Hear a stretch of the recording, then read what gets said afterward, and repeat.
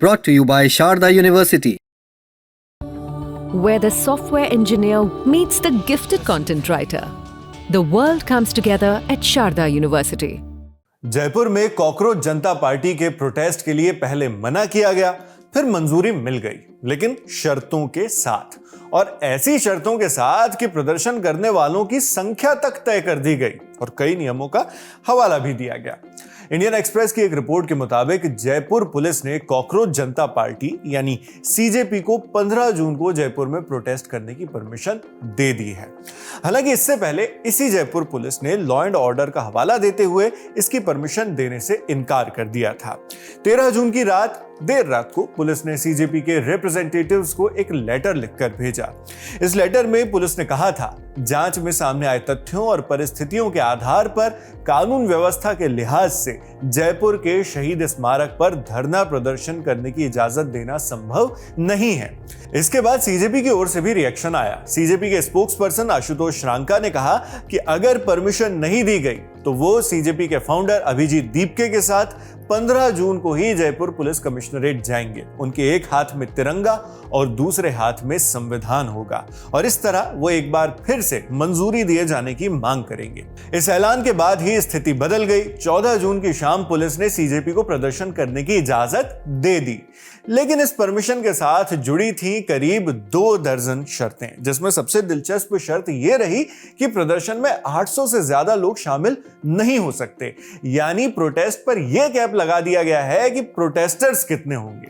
इसके अलावा प्रदर्शन में डीजे लाने पर पूरी तरह बैन लगा दिया गया है। कोई रैली भी नहीं निकाली जा सकती। ट्रैफिक या आम लोगों की आवाजाही बाधित नहीं होनी चाहिए और बेवजह भीड़ से भी बचना होगा। पुलिस के निर्देश में कहा गया है कि कार्यक्रम पूरी तरह मर्यादित होना चाहिए, उसमें भारतीय संस्कृति का पूरा ख्याल रखा जाए, कार्यक्रम सीमित और संयमित रहे ताकि ट्रैफिक और आम लोगों की रूटीन लाइफ प्रभावित ना हो।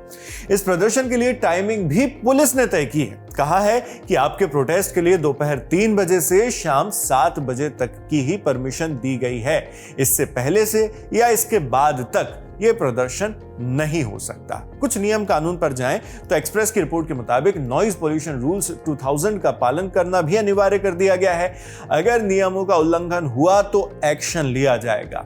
और इतना ही नहीं, अगर स्टूडेंट्स या आम लोगों की ओर से कोई कंप्लेन मिली तो परमिशन वापस भी ली जा सकती है। साथ ही पुलिस ने लाठी, डंडे या किसी भी तरह के हथियार जैसी चीजें लाने पर रोक लगाई है। पुलिस के निर्देश में कहा गया है कि कोई आपत्तिजनक नारा, भाषण, कंटेंट या मटेरियल इस्तेमाल नहीं किए जाने चाहिए। किसी खास समुदाय के खिलाफ टिप्पणी नहीं की जानी चाहिए। कार्यक्रम के दौरान सांप्रदायिक सौहार्द बनाए रखना होगा।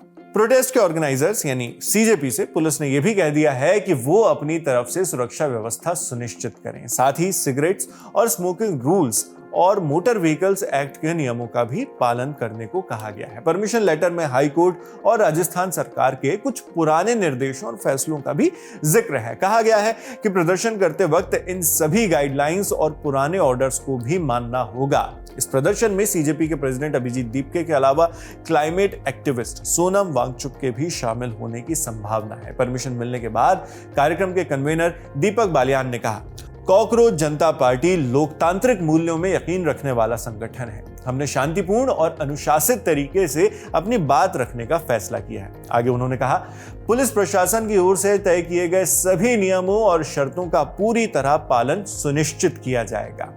वहीं सीजेपी के स्पोक्सपर्सन आशुतोष श्रांका ने कहा, यह प्रदर्शन यूथ, स्टूडेंट्स, पेरेंट्स और आम नागरिकों से जुड़े अहम मुद्दों को उठाने के लिए किया जा रहा है। इसका असल मकसद देश में बढ़ती बेरोजगारी, शिक्षा व्यवस्था में फैली अव्यवस्था, भर्ती परीक्षाओं में पेपर लीक, युवाओं के साथ हो रही नाइंसाफी और जनहित के कई दूसरे मुद्दों की तरफ सरकार और प्रशासन का ध्यान आकर्षित करना है।